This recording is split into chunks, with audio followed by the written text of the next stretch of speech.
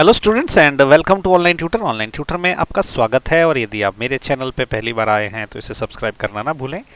अभी हम करेंगे एक्सरसाइज 5.1 का क्वेश्चन नंबर 5 और क्वेश्चन नंबर 5 जो है क्वेश्चन नंबर 4 से रिलेटेड है। तो ये क्या बोल रहा है कि in question 4 point C is called a mid point of line A B, prove that every line segment has one and only one mid point. Okay, तो क्वेश्चन 4 में जो हमने प्रूव किया था हमने वो यहाँ पे प्रूव करना है कि सी जो है वो यूनिक पॉइंट है, कोई दूसरा पॉइंट वैसा हो नहीं सकता। तो देखिए सबसे पहले क्या है ना, ये सेम डायग्राम है जो क्वेश्चन 4 में मैंने ड्रॉ किया था कि एक पॉइंट ए है, एक पॉइंट बी है, इसके बीच में मिड पॉइंट में एक पॉइंट सी लाई करता है। तो अगर पॉइंट सी लाई करता तो उसमें क्या कंडीशन थी? सबसे पहले तो ये कंडीशन थी, ठीक है, आंसर में लिखते हैं सोल्यूशन में।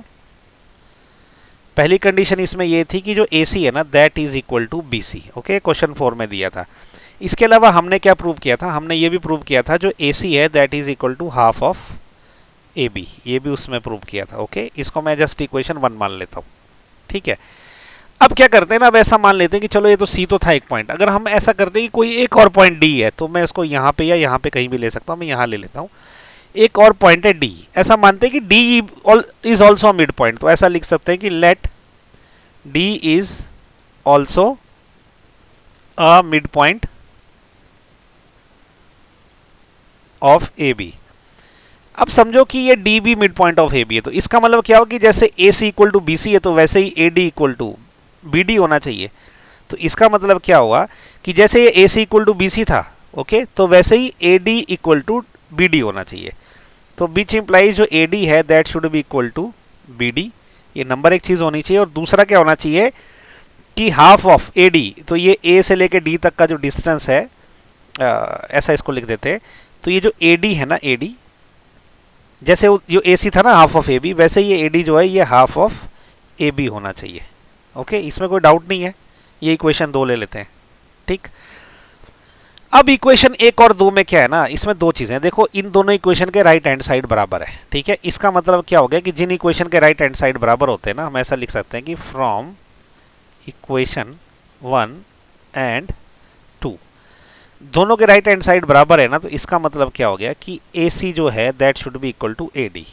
एक हम ऐसा लिख सकते हैं, या एक एक्सियोम भी है एक। ओके, एक्सियोम क्या है हमारे पास? एक्सियोम ये है कि things which are equal to halves of same thing. Okay, जो चीजें किसी सेम चीज की आधी होती है वो आपस में बराबर होती है। तो ये चाहे तो मैं एक्सियोम से प्रूव कर लूं या इक्वेशन से प्रूव कर लूं। अगर आपको एग्जाम में ज्यादा नंबर चाहिए तो इसमें बेसिकली आपको एक्सियोम से डालेंगे तो ज्यादा अच्छा रहेगा, ठीक है। तो आप ऐसा लिख सकते हो यहाँ पे रीजनिंग में, ऐसा लिख सकते हो आप कि बिकॉज थिंग्स विच आर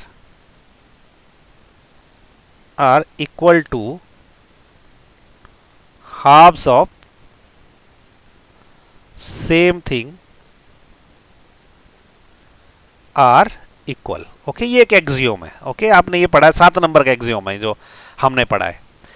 तो इसका मतलब ये होगा कि अब देखिए ए C equal to A D है, इसका मतलब ये जो लाइन यहां से लेके यहां तक की ये जो ए सी की लाइन है और ये जो लाइन यहां ए सी से लेके ए डी तक है ये बराबर है।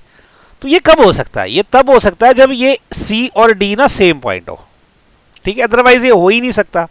तो इसका मतलब क्या हो गया? इसका मतलब है कि विच इंप्लाइज में क्या है कि point C and D are same point.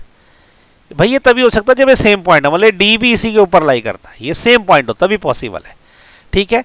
तो बस इसका मतलब प्रूव हो गया कि भाई जब सी और डी सेम पॉइंट है तो इसका मतलब मैं चाहे ये पॉइंट यहाँ लूँ चाहे यहाँ लूँ, अल्टीमेटली प्रूव भी होगा कि ये सारा ये पॉइंट यहीं पर रहेगा, तभी ये कंडीशंस फुलफिल करेगा, अदरवाइज नहीं कर सकता। तो इतना ही है हमारा आंसर। ओके, कुछ कन्फ्यूजन है ना, कमेंट में क्वेश्चन करो, मैं आपका जो है वो क्लियर करूँगा।